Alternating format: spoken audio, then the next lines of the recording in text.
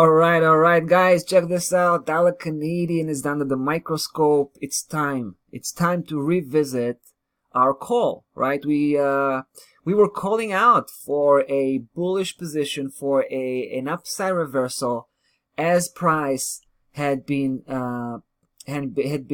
hitting that huge support area. Remember, we were telling you about this event, and we actually called it the hybrid cluster trading technique because it involved price hitting not one level but actually two.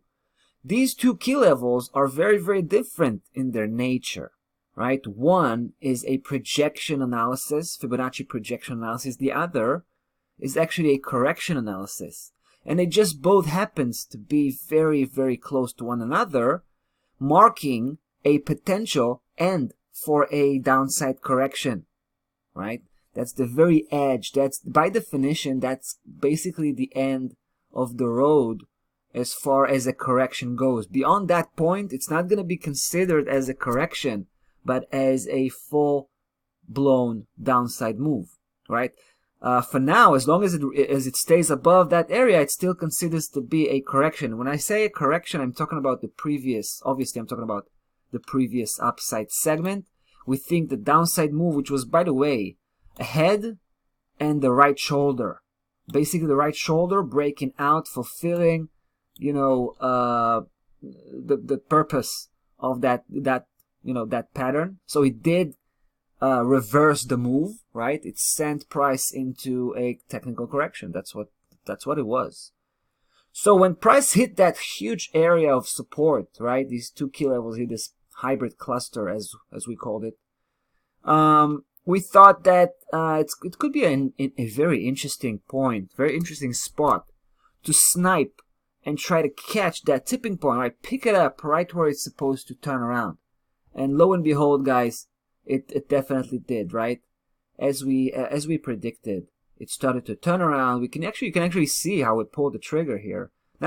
You know what? Not even once, right? The second day, we did it again, and then of course it was a couple of days ago we pulled the trigger the third time. We think we're catching here the end of that downside move, where price should be resuming the original upside trend. As far as we're concerned, an upside move had started back at the end of October. This is the point, right? This is the area where price shifted from a downside move into an upside move.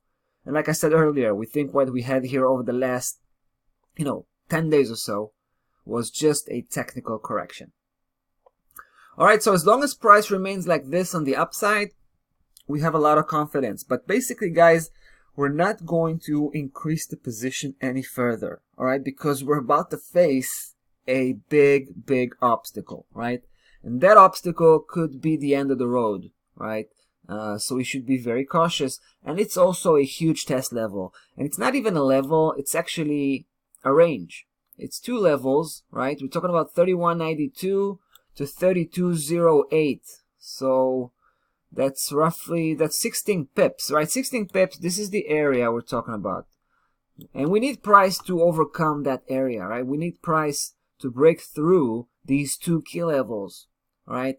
Once it does that, we'll quickly go back to increasing the position again and hopefully building a big size position as we go forward, because we think price has a lot of potential to hit the following targets, guys. It's not a target, it's targets, right? In plural. Take a look. We have 33.23, then 33.72. That's a big one. All right. But well, actually, both of them are quite big, right?